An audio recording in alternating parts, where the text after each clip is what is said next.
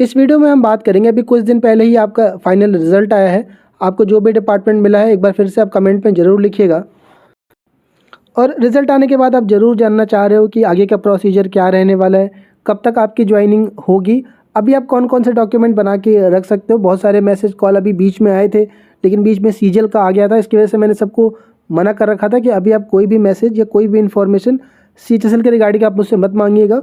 जैसे मैं ये कवर करा लूँगा उसके बाद मैं खुद ही टॉपिक वाइज सब कुछ कवर करा दूँगा। तो ये वीडियो आपको डेफिनेटली, जो लोग आप जवाब जानना चाह रहे हो कि क्या कुछ प्रोसीजर रहने वाला है, ये सब कुछ इसके अंदर हम करेंगे। मेडिकल कैरेक्टर सर्टिफिकेट या फिर पुलिस वेरिफिकेशन, ये सब कब कब किस समय होगा आपका और क्या कुछ इसके अंदर होता है, वो सब कुछ हम इसमें कवर करने वाला है। एलोकेशन कैसे होता है, रैंक रैंडम, सब कुछ इसके अंदर कवर है। सबसे पहला मैं काम आपको फिर से बोलूँगा कि आपको अभी तक अपना जो भी पोस्ट आपको मिला हुआ है सीएचएसएल 2024 के द्वारा, तो आपको रिक्वेस्ट होगी कि प्लीज़ अपना ग्रुप ज़रूर ज्वाइन कर लीजिएगा। अगर आपको ऐसा लग रहा है कि नहीं आप इसको ज्वाइन नहीं करेंगे, आप सीजीएल के थ्रू ही जाना है, तो वो आपकी चॉइस होगी, लेकिन फिर भी मैं आपसे रिक्वेस्ट करूँगा कि अपना ग्रुप ज़रूर ज्वाइन करके रखिएगा। ग्रुप के लिए मैं आपको फिर से अपडेट कर देता हूँ कि अभी भी बहुत सारे लोग ऐसे हैं जिनको अपना ग्रुप नहीं मिल पाए, या जो ग्रुप बने हुए उनके लिंक एक्टिव नहीं है।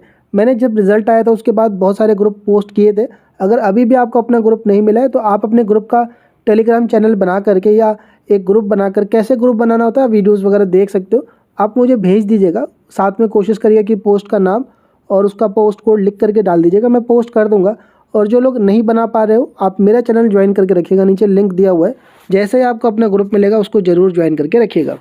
तो सबसे पहला स्टेटस क्या होता है या पहला प्रोसेस क्या है आपका रिज़ल्ट आने के बाद।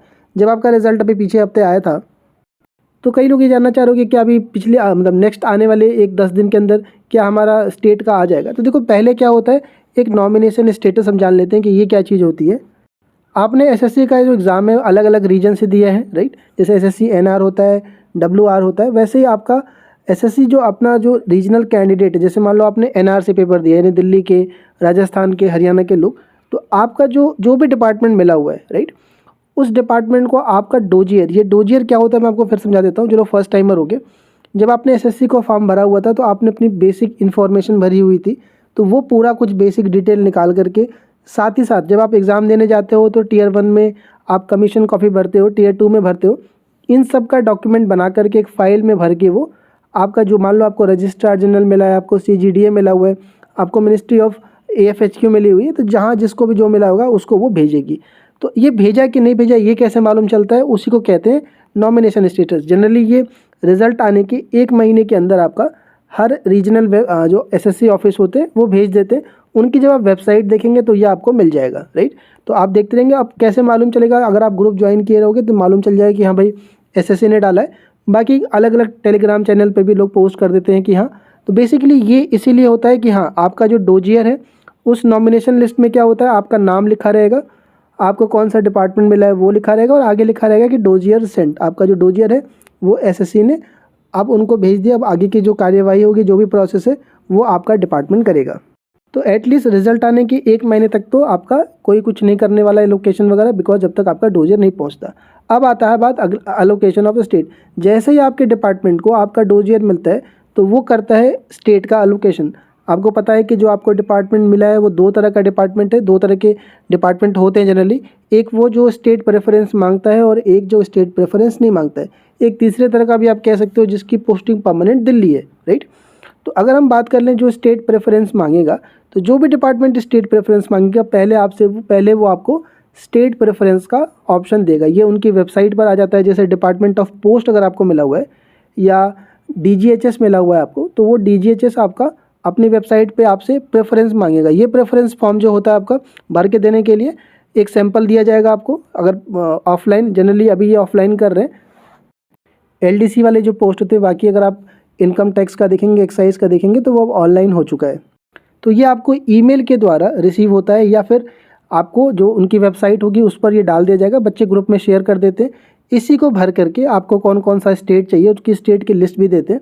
आपको उनको ईमेल करना होता है या बाई पोस्ट भी भेजना रहता है। तो जो प्रेफरेंस मांगेंगे पहले उनका स्टेट प्रेफरेंस आने वाला है, और जो रैंडम करते हैं तो उनके पास जब आपका डोजियर जाएगा तब वो पहले आपका कोई कुछ बिना डीवी कराए हुए पहले वो आपका स्टेट अलोकेट करेंगे। अब इसमें बड़ा कन्फ्यूजन रहता है कि भैया रैंडम में होता कैसे एलोकेशन, थोड़ा ये देखो। जब उनके पास, जैसे मान लो सीजीडीए के पास गया, जैसे मान लो रजिस्ट्रार जनरल के पास गया या कोई और डिपार्टमेंट के पास गया, तो वो क्या करते हैं, आप जितने बच्चे रहोगे सबकी एक्सेल में वो डेटा को कंपाइल करके पहले वो देखते हैं आपकी रैंक भी बना, वहाँ रैंक भी लिखी जाती है आपकी, आपका स्टेट भी लिखा जाता है, ये देखा जाता है कि मेल है फीमेल है, कहीं कोई PWD कैंडिडेट है, वो सब कुछ देख के कोशिश तो यही करी जाती है कि आपका जो स्टेट है या नियर टू जो स्टेट है वो दिया जाए, क्योंकि ये लो ग्रेड पे की जॉब होती है।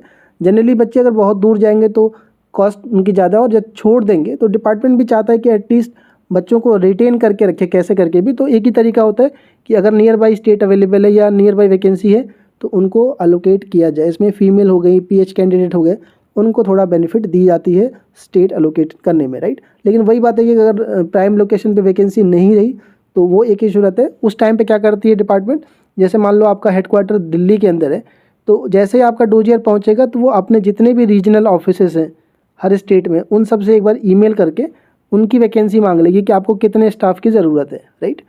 तो उसी के हिसाब से फिर वो आपका लोकेशन करती है। लेकिन ये जो मैंने बताया आपको कि ये सब कुछ देखा जाता है, रैंक के साथ साथ आपका स्टेट भी, आप फीमेल मेल और PWD कैंडिडेट, ये सब को देख करके आपका स्टेट अलोकेशन किया जाता है। लेकिन रैंडम में यही होता है कि अगर रैंक 1 भी है, अगर आपको दूर दे दिया, लास्ट वाले को भी अगर दिल्ली दे दिया, तो ये आप नहीं कह पाते हो बिकॉज वो रैंडम अलोकेशन होता है। अब हम बात करते हैं मेडिकल कैरेक्टर और ये सब पुलिस वेरिफिकेशन की। तो सपोज करो जैसे ही आपका स्टेट अलोकेशन हो गया, मान लीजिए आपका CGD मिला, CGD हेडक्वार्टर में आपकी सभी लोग के गए, और वहाँ से मान लेते हैं आपको अलोकेट हो गया, सपोज करते हैं कि कोलकाता अलोकेट हो गया या UP अलोकेट हो गया, राइट। तो जो भी आपको स्टेट अलोकेट होगा वहाँ से आपके घर पे अटेस्टेशन फॉर्म आता है। बेसिकली जो आपने SSC का फॉर्म भरा है वैसे ही डिपार्टमेंट का फॉर्म होता है अपना, उसी के साथ साथ आपका मेडिकल कैरेक्टर सर्टिफिकेट ये लगा करके पूरी एक फाइल आपको भेजती है, वो ना बाई पोस्ट आपके आएगा। इसमें कई लोगों के सवाल है कि सर मेरा एड्रेस ये है, वो मैं परमानेंट कहीं कुछ और, मैं वो सब डिटेल वीडियोस लेके आऊँगा, जितने भी आपके इशूज़ हैं हो रहे हैं डॉक्यूमेंट को लेके, किसी का कास्ट का कट ऑफ का, वो हम डिटेल में कवर करेंगे। तो अभी आपके घर पर ये आएगा। अब डिपार्टमेंट मेल भी करते हैं, तो जो आपने SSC के मेल पे करा हुआ है वो होगा। अगर ये भी नहीं आता है तो किसी और बच्चे को जो आया होगा आप वो भी यूज़ कर सकते हैं, बिकॉज सभी का फॉर्मेट सेम रहता है। जैसे मान लीजिए आपको UP मिला है, तो अगर UP का कोई ग्रुप, मतलब अगर आपने CGD का ग्रुप ज्वाइन किया होगा तो किसी UP के बच्चे को जिसको मिला होगा, अगर आया होगा उसके पास, तो आप वो यूज़ कर सकते हैं। बेसिकली ये क्या करना होगा आपको, ये ले करके पहले आपको मेडिकल कराना होता है। मेडिकल कहाँ होता है, कैसे होता है, एक डिटेल वीडियो आ जाएगी।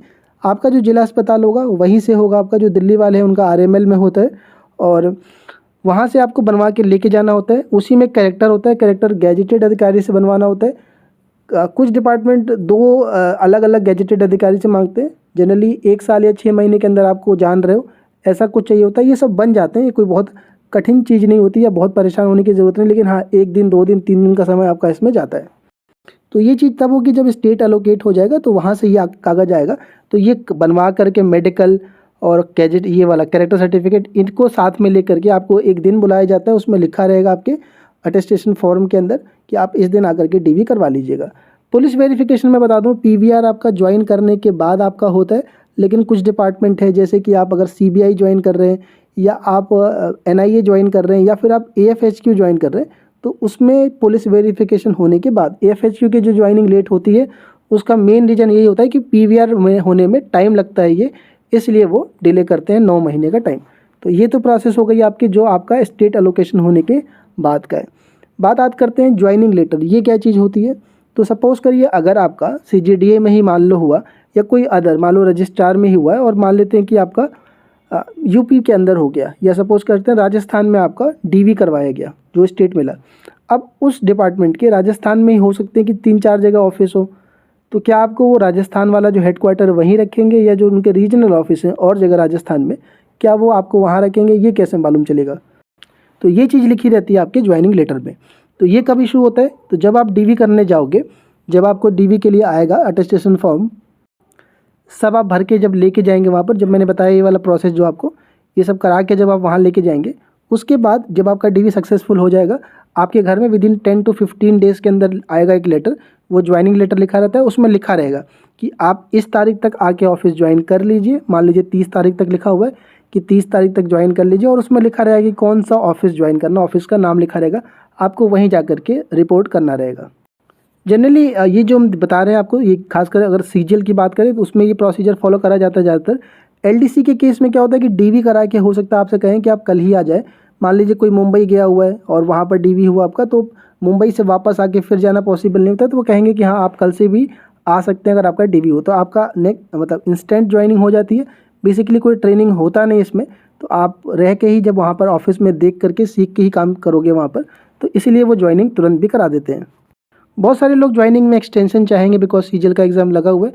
तो अगर आपको एक्सटेंशन लेना होता है जनरली 2 महीने से 3 महीने, रूल 6 महीने का है कि एक्सटेंशन ले सकते हैं। जनरली डिपार्टमेंट 2 महीने का या 3 महीने का दे देता है। तो अभी जब आपको ज्वाइनिंग लेटर आएगा कि इस तारीख तक आप ज्वाइन करिए, तब आपको एक्सटेंशन के लिए अप्लाई करना होता है। उसके लिए मैं एक अलग से सेपरेट वीडियो एक्सटेंशन कर दूंगा, ज्वाइन करके रखिएगा सारी चीज़ें, मैं आप तक अपडेट लेके आऊँगा। बात करते हैं कितना समय अभी लग जाएगा। 1 महीना लगेगा आपका नॉमिनेशन स्टेटस जो मैंने बताया है। अगर बहुत जल्दी से जल्दी होगा, जैसे कुछ मिनिस्ट्री हैं जो बहुत फास्ट कराती हैं, जैसे इलेक्ट्रॉनिक्स हो गई आपकी, या दिल्ली बेस्ड जो एलडीसी यूडीसी वाली पोस्टें रहती हैं वो जल्दी कराती हैं, राइट। तो फास्ट होगा तो 2 से 3 महीने का, डिले के अंदर 6 से 7 महीने भी आपके लग सकते हैं, राइट। तो ये ध्यान रखिएगा कि एलडीसी के केस में प्रॉब्लम आती है। ये लास्ट बात ज़रूर समझिएगा आप।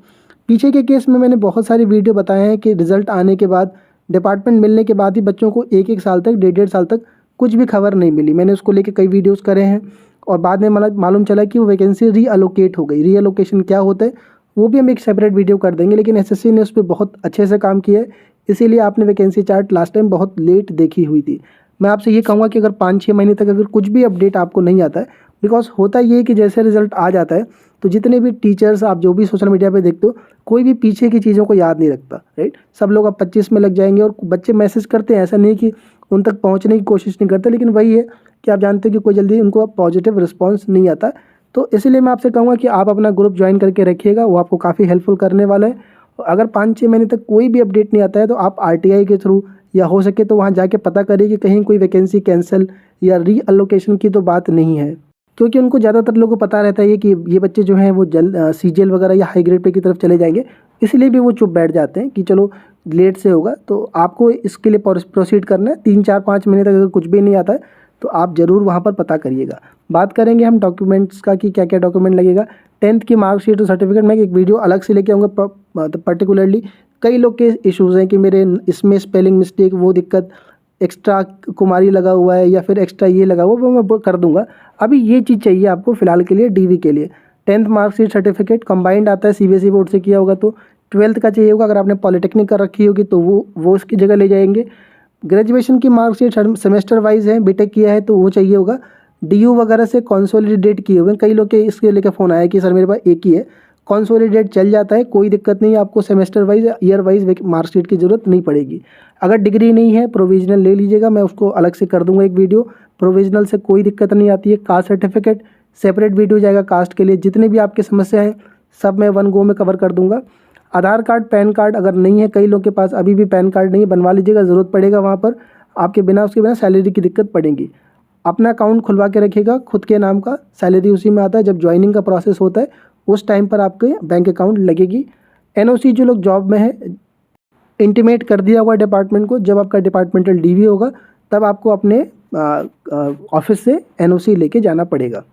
ये तो रही पूरा एक कॉमन प्रोसेस जो सभी में फॉलो करा जाएगा। अब आप डिपार्टमेंट वाइज जानना चाह रहे हो वो चलो मैं अलग से वीडियो में कर दूंगा यार। लेकिन इसके बाद भी कई सारे टेक्निकल मुद्दे हैं कि सर मेरा रिज़ाइन नहीं हो रहा, मेरे पास caste certificate cut off date के बाद की बनी हुई है, मैंने कट ऑफ यूआर से क्लियर किए हैं सारे टीयर के, तो क्या मुझे फिर भी देना पड़ेगा?